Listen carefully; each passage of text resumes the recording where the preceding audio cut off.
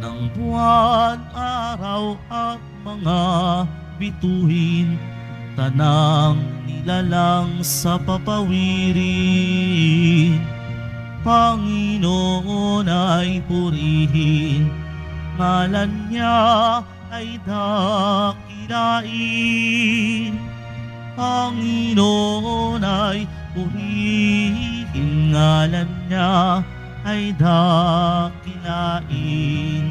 Ngalan niya ay dakilain.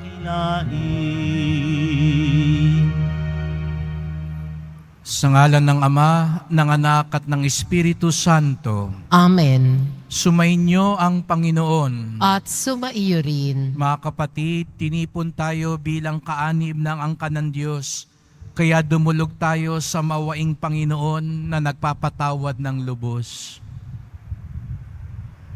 Inaamin ko sa makapangyarihang Diyos At sa inyo mga kapatid, na luba akong nagkasala sa isip, sa salita at sa gawa, at sa aking pagkukulang, kaya isinasamo ko sa mahal na Birheng Maria, sa lahat ng mga anghel at mga banal, at sa inyo mga kapatid, na ako'y ipanalangin sa Panginoong ating Diyos. Kawan tayo ng makapangyarihan Diyos, patawarin tayo sa ating mga kasalanan, at patnubayan tayo sa buhay na walang hanggan. Amen. Panginoon, kaawaan mo kami. Panginoon, kaawaan mo kami. Kristo, kaawaan mo kami. Kristo, kaawaan mo kami. Panginoon, kaawaan mo kami. Panginoon, kaawaan mo kami. Manalangin tayo.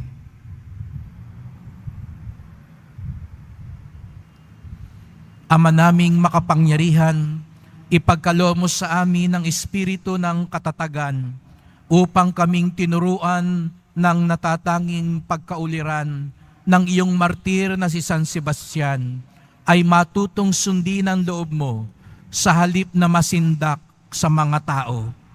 Iniluluhog namin ito sa pamamagitan ni Jesucristo kasama ng Espiritu Santo magpasawalang hanggan. Amen. Magsiupo na po ang lahat.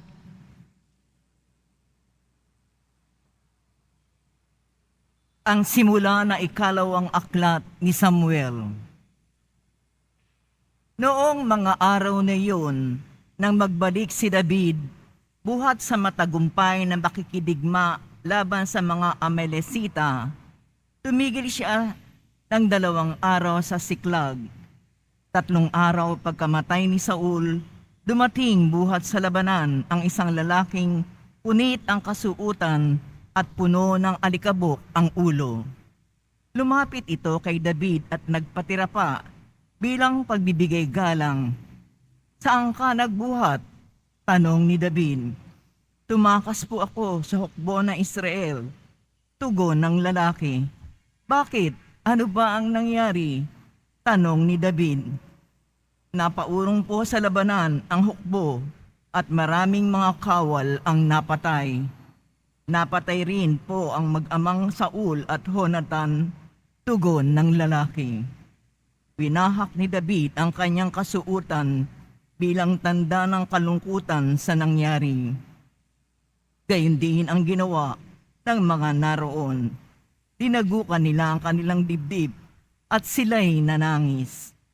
Nag-ayuno sila at nagluksa hanggang gabi sapagkat si Saul, ang anak nitong si Jonathan at ang iba pang lingkod ng Panginoon sa bansang Israel ay nasawi sa labanan. At sinabi ni David, karangalan ng Israel sa burol ay niyurakan, na ang iyong mga lingkod ay masawi sa labanan. Si Saul at si Jonathan ay uliran na mag-ama. Sa buhay at kamatayan ay palaging magkasama. Bilis nila ay di hamak, mabilis pa sa agila. Mahigit pa kaysa leon ang lakas na taglay nila. Kayong mga anak na Israel, ang babaeng magsitangis, sa pagpanaw niyong Saul na sa inyo'y nagparamit na magandang kasuutang mahiyas na nakakabit. Ang kawal ay masdan ninyo kung bumagsak sa labanan. Ganyan napansin sa burol nang bumagsak si Jonathan. Dahilan sa pagpano mo, ngayon ako'y nagluluksa, pagkat ikaw ay mahal ko at sa iyo'y humahanga. Ang pag-ibig na ukol mo sa akin ay pambihira, mahigit pa sa pag-ibig ng babaeng minumutya. Sa larangan ng labanay nabuwal ang mga kawal, ang sandatang taglay nila ay wala ng kabuluhan. Ang salita ng Diyos. Salamat sa Diyos. Poon kami iyong iligtas at tanglawan ng iyong sinag. Poon, kami iyong iligtas, tanglawan ng iyong sinag. Pastol ng Israel, ikaw na nanganat sumakay kay Jose na tulad sa kawan. Ikiling sa amin ang iyong pandinig, kami ay pakinggan. Mula sa trono mong may mga kerubin, kami ay tulungan. Ang iyong pag-ibig, iyong ipadama sa angka ni Ephraim, Manases at Benjamin. Sa taglay mong lakas, kami ay iligtas. Sa hirap ay tubusin. Poon, kami iyong iligtas, tanglawan ng iyong sinag. Makapangyarihang Diyos, hanggang kailan ba patatagalin mo ang galit sa amin? Hanggang kailan pa diringgin mo kami sa aming dalangin? Masdan mo nga kami, sa tuwi-tuwi na'y tinapay ng luha, yaong kinakain. Luha na hinagpis ang inihanda mo na aming inumin. Iyong binayaan na ang mga bansa sa aming paligid kami ay bakahin. Iyong tilulutang kami pagtawanan ng kaaway namin. Poon, kami iyong iligtas, tanglawan ng iyong sinag. Magsitayo po ang lahat.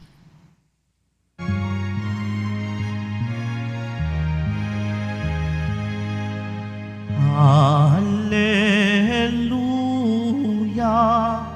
Hallelujah, Hallelujah, Hallelujah.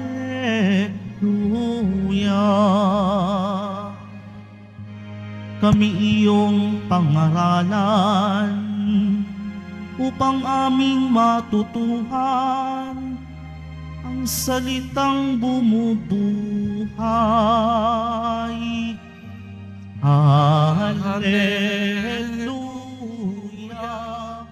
Hallelujah,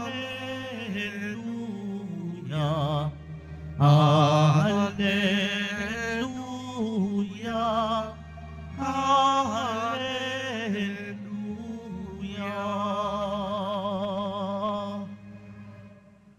Sumainyo ang Panginoon. At sumaiyo rin. Ang pagpapahayag ng mabuting balita ng Panginoon ayon kay San Marcos. Papuri sa iyo, Panginoon.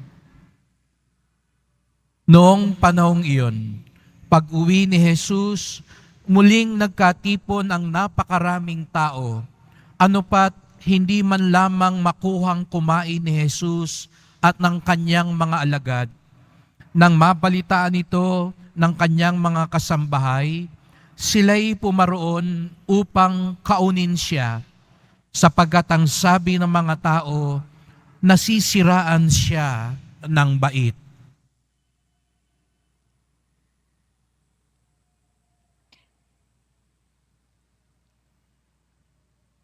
Ang mabuting balita ng ating kaligtasan. Pinupuri ka namin, Panginoong Heso Kristo. Magsiupo na po ang lahat. Maligayang pagdating sa tahanan ng ating mahal na pong Jesus Nazareno. Binabati din natin ang mga nasa online, lalo na po mga may sakit at nag-aalaga sa may sakit at mga kababayan, mga kadeboto natin mula sa iba't ibang panig ng bansa daigdig na nais sumama sa pagdiriwang ng misa dito sa Quiapo, sa Basilica Minor at Pambansang Dambana ni Jesus Nazareno. Tayo'y natitipon bilang isang angka ng Diyos, pamilya ng Diyos, at tayo'y narito upang magpakita sa ating minamahal. Kaya't bigyan natin ng papuri, parangal at pasasalamat ang ating minamahal na Nuestro Padre Jesus Nazareno.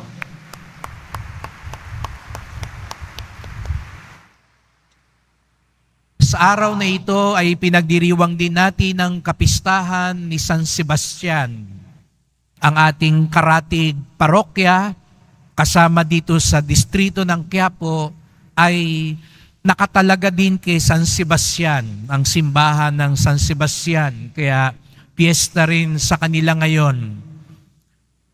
Si San Sebastian ay isang sundalong Romano. At kung makikita ninyo ang kanyang imahe, ay tadtad ng pana. Si San Sebastian, martir, nag-alay ng buhay sa Diyos. Hindi itinatwa ang kanyang pananampalataya kay Jesus Nazareno.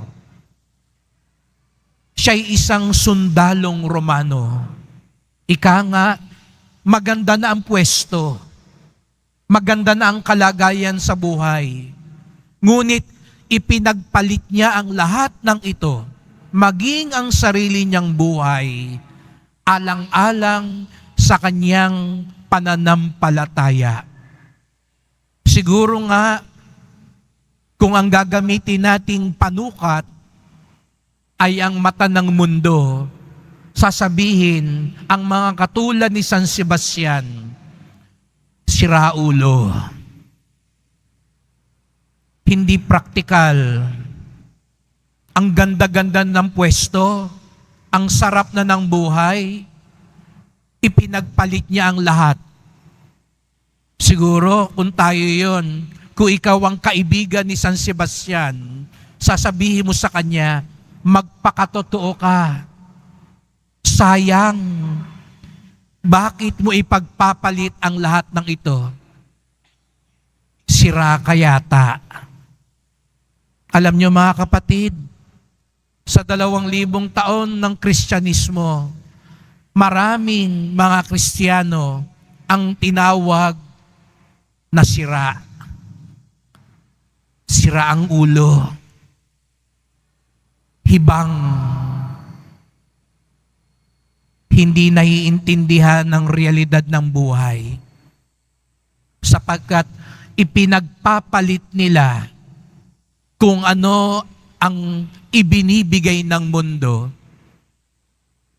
mas binibigyang halaga nila yung hindi pa nakikita, yung ipinangako ng Diyos.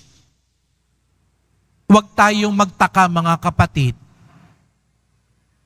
kung dumarating ang panahon na babansagang kang hindi ka praktikal, hindi ka makatotohanan at sira ka, huwag kang magtaka. Sapagkat nauna nang nangyari yan kay Jesus Nazareno. Siya rin binansagang sira. At ang nakakalungkot, ang mismong mga kamag-anak, kababayan niya, kakilala niya, ang tumawag sa kanyang ganon.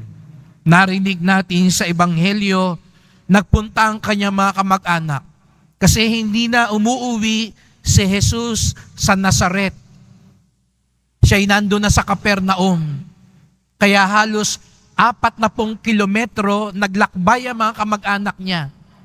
Nabalitaan nila, hindi ka na umuuwi, hindi ka na kumakain, wala ka nang ginawa kundi mangaral, magpagaling, makisalamuha sa ibang tao.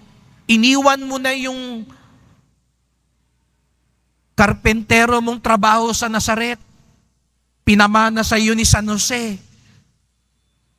Iniwan mo ang iyong mga kaibigan, nahihibang ka ba? Nakakalungkot na yung mismong dapat na sumuporta kay Jesus Nazareno, umunawa sa kanya, ang siyang parang nagbababa pa sa kanya. Pero hindi ito inindi ni Jesus Nazareno, sapagkat may mas mahalaga kaysa chismis. Mas mahalaga kaysa sa sinasabi ng ibang tao. Kaya ang una nating tanungin, mas mahalaga ba sa iyo yung sinasabi ng ibang tao? Mas iniingatan mo ba kung ano ang tingin sa iyo ng ibang tao kaysa sa tingin sa iyo ng Diyos? Sariwa pa rin sa atin ang nakaraang piyesta. At siguro sabihin nga, yung mga deboto na yan, mga hibang, nagtatapak, ang dumi-dumi ng daan. Delikado dahil may bubog, may mga stick, may mga ibang delikadong makasusugat. Nagsisiksikan. Delikado, hindi tama. Mga hibang yata yan, nag-iitsa ng mga panyo. Siguro, nung papunta kayo dito sa Quiapo, baka sinabihan pa kayo, pupunta ka pa sa Quiapo, nandito naman yung simbahan, ang lapit-lapit. Gagastos ka pa, delikado pa dyan, mahihirapan ka pa, masikip dyan. Pero bakit tayo gumagawa ng mga bagay na sa mata ng mundo ay parang hindi makatotohanan, hindi praktikal? Sana, katulad ni Jesus Nazareno, ito'y ginagawa natin alang-alang sa pag-ibig. Di ba? Meron nga sabi ni Balagtas, o pag-ibig, nahahamaki ng lahat. Masunod ka lamang. Siguro nga, ganon. Kaya di ba siguro may mga nagsisimba ritong magkasintahan, hahamakin mo ang lahat. Ibigin ka lamang, masunod ka lamang. Sana ganon ang pinakabuod. Hindi lang tayo nagsasakripisyo, lalo na hindi para magpalabas lang, hindi para may maipicture tayo, para magandang post, nakahalik ako sa Nazareno, nakahawak ako sa lubid o andas. Sana hindi yon ang motibasyon natin. Sakripisyo, makita ng mga kapitbahay ko, uy, galing Quiapo, napakadeboto pala ng taong yon. Sana hindi palabas, kundi paloob. At lalo't higit, alang-alang sa tunay na pag-ibig. At ang tunay na pag-ibig ay ang pag-iisip natin para sa ibang tao, hindi para sa sarili natin. Hindi natin pahihirapan lang ang sarili natin para sa sarili lang natin. Si Jesus Nazareno, hindi makakain, hindi makatulog, nahihirapan, hindi para sa sarili niya, hindi para sumikat siya, kundi para lalong tulungan ang maraming tao. Yun ang tunay na sakripisyo. Hindi lang natatapos na sumakit ang katawan mo, nahirapan ka, kung hindi yung ginawa mo, nagbibigay buhay, nagdudugtong buhay para sa kapwa mo. Kung para lang din sa sarili mo, yung ginagawa mo, malayo yun sa ginawa ni Jesus Nazareno. Kaya nga, kapag nakikita natin siya hanggang ngayon, sino ba naman anak na ng Diyos, nasa langit na, pinakamakapangyarihan na sa lahat, pumayag pumasa ng krus, pumayag mahirapan, pumayag mamatay? Hindi ba kahibangan yun? Pero ginawa yan ni Jesus Nazareno para sa ating lahat dahil mahal na mahal niya tayo. Yan ang pinangahawakan natin, mga kapatid, ngayon.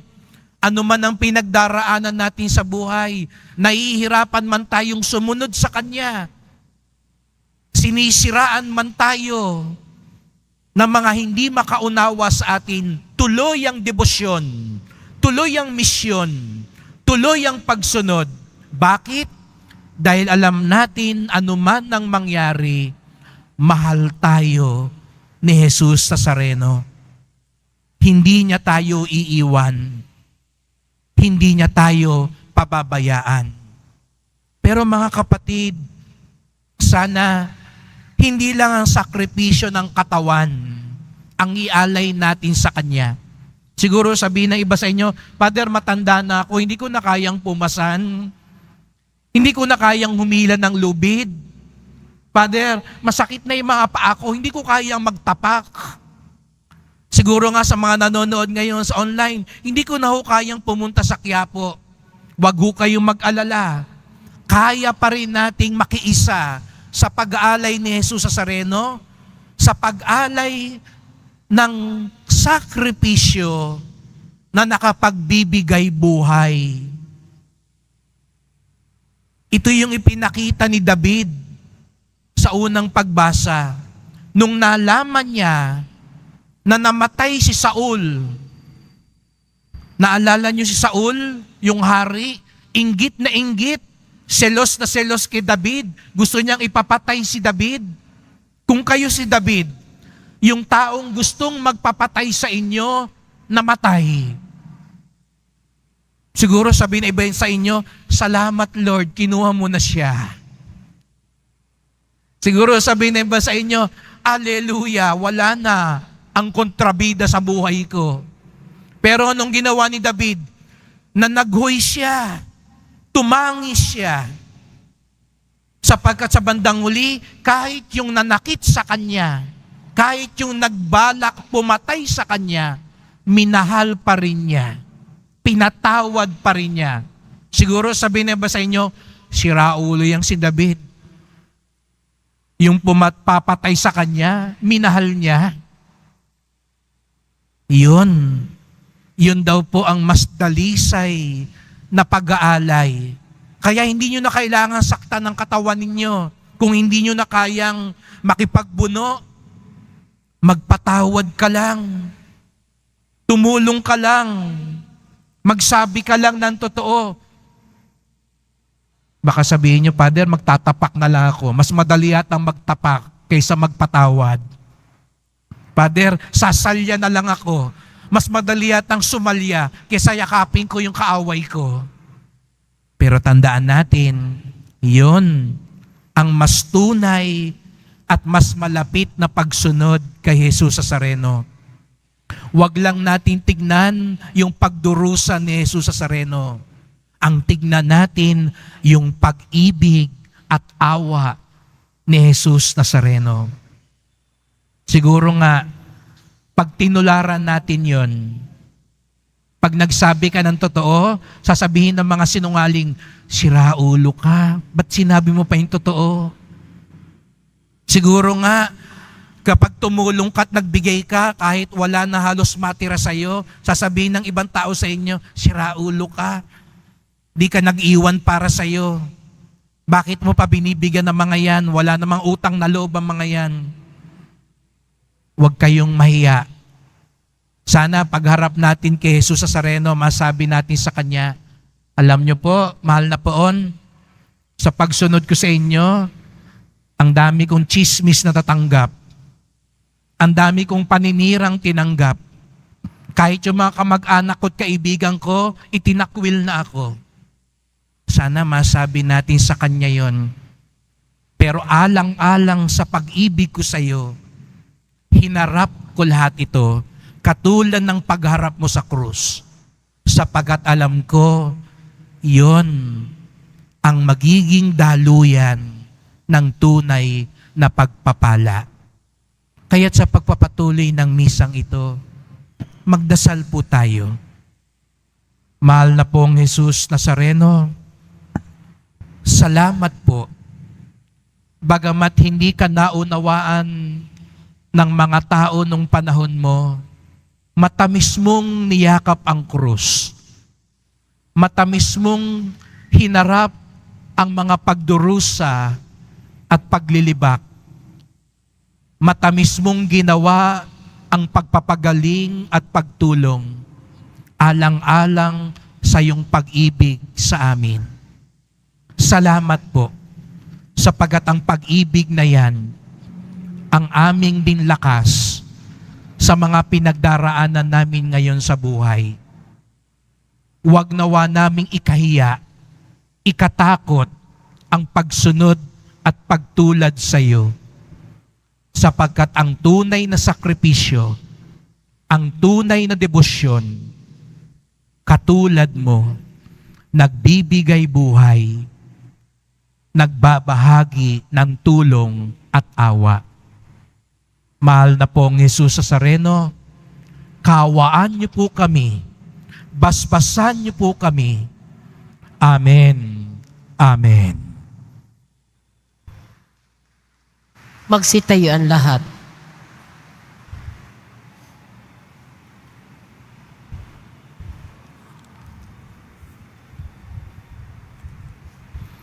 Mga kapatid, manalangin tayo sa Ama sa Langit upang matutunan natin sa Kanyang anak na si Jesucristo ang kahulugan ng paglilingkod. Ang ating tugon, Ama, turuan mo kami sa pamamaraan ni Jesus. Ama, turuan mo kami sa pamamaraan ni Jesus. Bilang isang simbahan, naway lumabas tayo sa lungga ng ating sariling daigdig at maglingkod sa tao ng may pagpakumbaba. Manalangin tayo. Ama, turuan mo kami sa pamamaraan ni Jesus. Sa mga taong naglilingkod sa bayan, naway ibigay nila ang pinakamabuti at pinakamagaling na pagsisilbi sa mga tao. Manalangin tayo. Ama, turuan mo kami sa pamamaraan ni Jesus. Sa mga naglilingkod sa atin sa iba't ibang pamamaraan, naway maipakita nating lahat ang ating pasasalamat.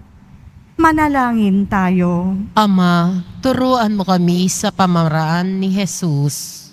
Katulad ni Maria, tayong lahat naway nakatuon at mulat sa pangangailangan ng kapwa at hindi sa ating makasariling kaginhawaan.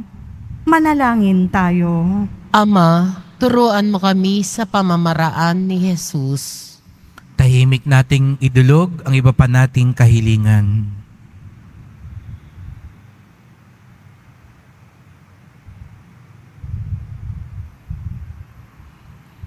Panginoon namin Diyos, hindi madali sa amin ang tumulong sa iba, lalo na kung magdudulot ito sa amin ng hindi kaginhawahan.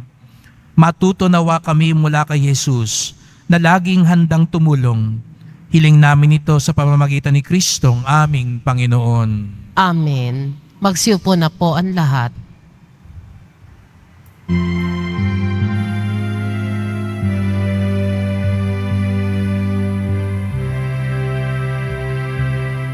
Itong alak at tinapay ay handog sa iyo, Ama.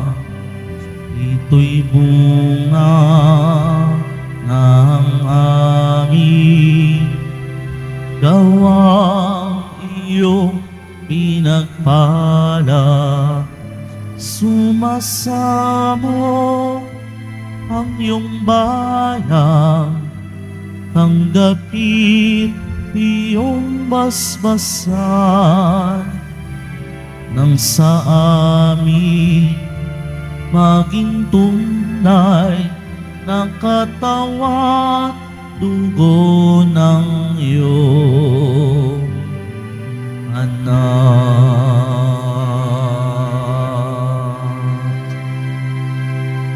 Magsitayo po ang lahat. Manalangin kayo mga kapatid upang ating paghain ay kalugdan ng Diyos amang makapangyarihan. Tanggapin nawa ng Panginoon itong paghahain sa iyong mga kamay, sa kapurihan niya at karangalan, sa ating kapakinabangan at sa buong sambayanan niyang banal. Ama naming lumikha, ang aming mga alay ay maging kalugod-lugod nawa ngayon ang iyong martir na si San Sebastian ay ginugunita upang maging kasiyasiya sa iyo. Ang paghahaing ito, katulad ng minahalaga mong pagdanak ng dugo ng banal na mahal mo, sa pamamagitan ni Jesucristo, kasama ng Espiritu Santo, magpasawalang hanggan. Amen. Sumainyo ang Panginoon. At sumaiyo rin. Itaas sa Diyos ang inyong puso at diwa. Itinaas na namin sa Panginoon. Pasalamatan natin ang Panginoong ating Diyos. Marapat na siya ay pasalamatan. Ama naming makapangyarihan, tunay ngang marapat na ikaw ay aming pasalamatan ngayong aming kagalakan na si San Sebastian ay parangalan. Siya'y kapanalig naming may paninindigan na ikaw ay ipahayag kahit siya'y mamatay, sapagkat minarapat mong kanyang matularan ang iyong anak na nag-ai ng sariling buhay. Tulad ng naganap sa iyong anak, ang dugo ng mga martir ay dumanak, hindi dahil sa katatagang likas, kundi dahil sa iyong bigay na lakas. Kaya kaisa ng mga anghel na nagsisiawit ng papuri sa iyo nang walang humpay sa kalangitan, kami nagbubunyi sa iyong kadakilaan. Santo, Santo, Santo, Panginoong Diyos ng mga hukbo, napupuno ang langit at lupa ng kadakilaan mo, o sana sa kaitaasan, pinagpala ang naparirito sa ngalan ng Panginoon, o sana sa kaitaasan, magsilhod po ang lahat. Ama naming banal, ikaw ang bukal ng tanang kabanalan. Kaya't sa pamamagitan ng iyong Espiritu, gawin mong banal ang mga kaloob na ito, upang para sa amin maging katawan at dugo ng aming Panginoong Hesus Kristo. Bago niya pinagtiis ang kusang loob na maging handog, hinawakan niya ang tinapay, pinasalamatan kanya, pinaghati-hati niya yun, iniabot sa kanyang mga alagad at sinabi, "Tanggapin ninyong lahat ito't kanin. Ito ang aking katawan na ihahandog para sa inyo."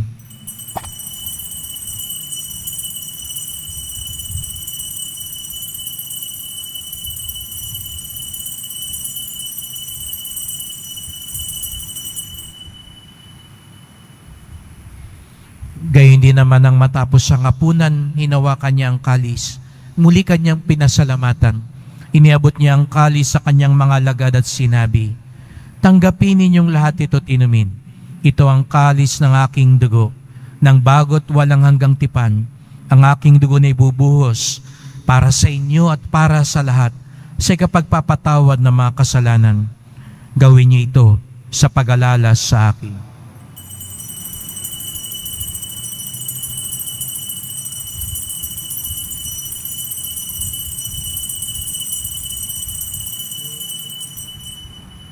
Magsitayo po ang lahat.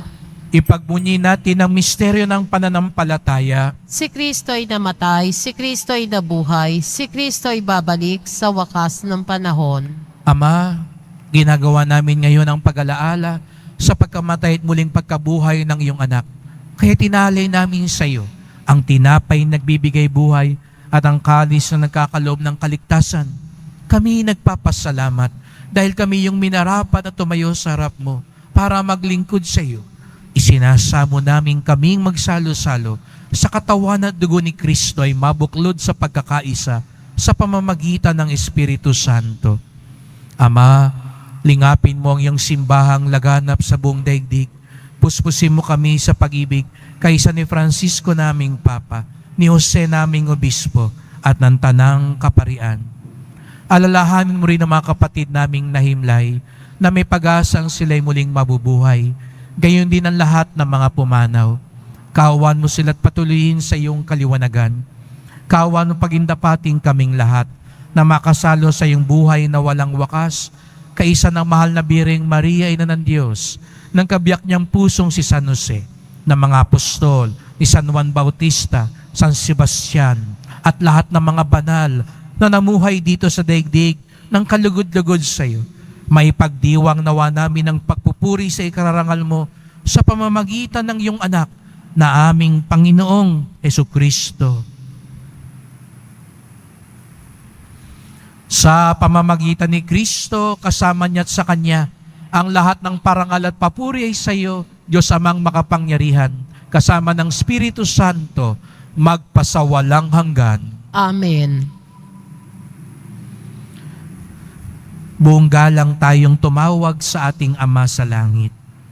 Ama namin, Sumasalangit ka, sambahin ang ngalan mo, mapasa amin ang kaharian mo, sundin ang loob mo dito sa lupa para nang sa langit. Bigyan mo kami ngayon ng aming kakanin sa araw-araw at patawarin mo kami sa aming mga sala para ng pagpapatawad namin sa nagkakasala sa amin at huwag mo kaming ipahintulot sa tukso at iadya mo kami sa lahat ng masama. Hinihiling namin kami adya sa lahat ng masama, pagkalooban ng kapayapaan araw-araw, iligtas sa kasalanan, ilayo sa lahat ng kapahamakan, samantalang aming pinananabikan ang dakilang araw ng pagpapahayag ng tagapagligtas naming si Hesu Kristo. Sapagkat iyo ang kaharian at ang kapangyarihan at kapurihan magpakailanman. Amen. O Panginoong Hesu Kristo, sinabi mo sa iyong mga apostol at ngayon sinasabi mo sa amin lahat dito, kapayapaan ang iniiwan ko sa inyo, ang aking kapayapaan ay binibigay ko sa inyo. Tunghayan niyo po ang aming pananampalataya, wag po ang aming mga kasalanan. Patawad po kung minsan mas iniisip namin ang sasabihin ng ibang tao kaysa sa iyong kalooban at kabutihan. Patawad po kung minsan hindi kami makasunod sa iyo ng buo dahil lamang sa mga praktikal na mga bagay. Linisin niyo po ang aming debosyon. Pagtibayin niyo po ang aming pagsunod at pagkalooban niyo po kami ng kapayapaan at pagkakaisa ayon sa iyong kalooban, kasama ng Espiritu Santo magpasawalang hanggan. Amen. Ang kapayapaan ng Panginoon ay laging sumainyo. At sumaiyo rin. Magbigayan tayo ng kapayapaan ni Kristo sa isa't isa. Kordero ng Diyos na nag-aalis ng mga kasalanan ng sanlibutan, maawa ka sa amin.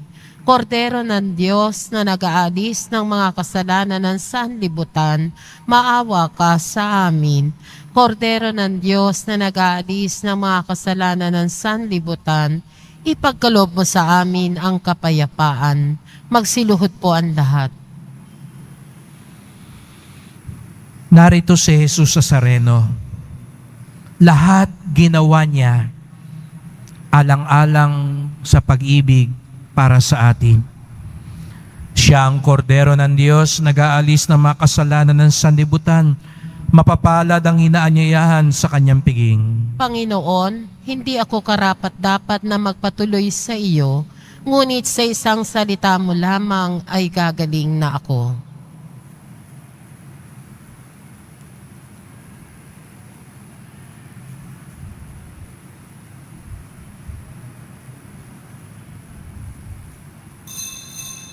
Para sa lahat ng tatanggap ng banal na komunyon, sasagot po tayo ng amen pagkasabi ng pari o ng lay minister ng katawan ni Kristo at isubo agad sa bibig bago umalis sa harapan ng pari o lay minister. Sumunod po tayo. Maraming salamat po.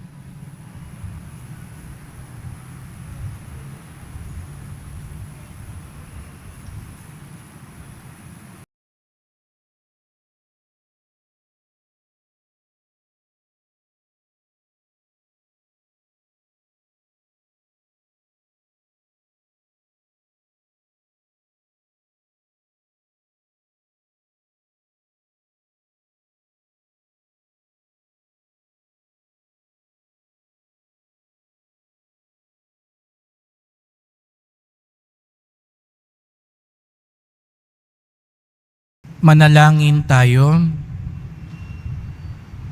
Ama naming mapagmahal, ang tinanggap naming banal na pakikinabang ay makapagdulot nawa sa amin ng katatagan na nagkaloob ng katapatan sa paglilingkod at tagumpay sa pagtitiis ng pagsubok sa iyong martir na si San Sebastian. Sa pamamagitan ni Jesucristo, kasama ng Espiritu Santo, magpasawalang hanggan. Amen. Salamat po sa inyong pagpunta dito sa Quiapo. Minsan pa'y pinapatunayan nyo, mga deboto, hindi tayo pang piyesta lamang. Kung hindi sinisikap natin buong buhay, habang buhay, ipahayag ang ating debosyon. Kaya sa inyo pong mga nagsisimba, salamat po, naway dinggin ng ating mahal na poon ang inyong mga dasal at kay maging tunay na daluyan ng kanyang awa at pag-ibig. Kaya palakpakan naman natin ang bawat isa na nandito ngayon. Sabihin mo sa katabi mo, dinggin nawa ang dasal mo. Sa kabila naman, God bless you. At salamat din po sa mga naglingkod sa misa at sa mga tumutulong sa simbahan. Ang inyong po mga pamisa, love offerings, online donations, tuloy po yung ating pagpapaayos, paggawa at paglinis ng simbahan. Kaya sana po marami pa rin ang tumulong. At salamat din po sa mga nagdadala ng bigas, dilata, noodles at iba pang pang-ayuda. Ang debosyon natin sa Poong Nazareno nagtuturo sa atin magmalasakit sa ating kapwa. Ang sakripisyo ng tunay na deboto ay nagbibigay buhay at nagbibigay daan sa kabutihan at kapayapaan dito sa lupa papuntang langit. Sumainyo ang Panginoon. At sumaiyo rin. Mahal na Poong Jesus Nazareno, inihayag mo sa pamamagitan ng krus ang walang maliw na pag-ibig ng Diyos sa sangkatauhan. Pakinggan mo ang kahilingan ng iyong angka na nagsusumamo sa iyo. Makamtanawa nilang iyong katugunan at tanggapin ang kasagutan ng may utang na loob na tinatanaw. Basbasan din po ninyo ang dala nilang mga imahin at dasalan sa pamamagitan ng bendisyon na ito. Naway maalala nila mga pangako sa binyag na ikaw ang kanilang iibigin at paglilingkuran bilang Panginoon magpasawalang hanggan. Amen. At pagpalain kayong lahat ng makapangyarihang Diyos, Ama at Anak at Espiritu Santo. Amen. Humayo kayong taglay ang pag-ibig ng Poong Jesus Nazareno. Salamat sa Diyos.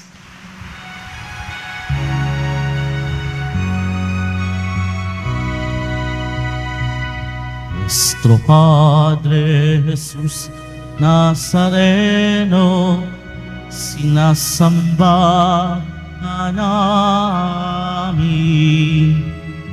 pinipintuho ka namin, aral mo ang aming buhay at kaligtasan.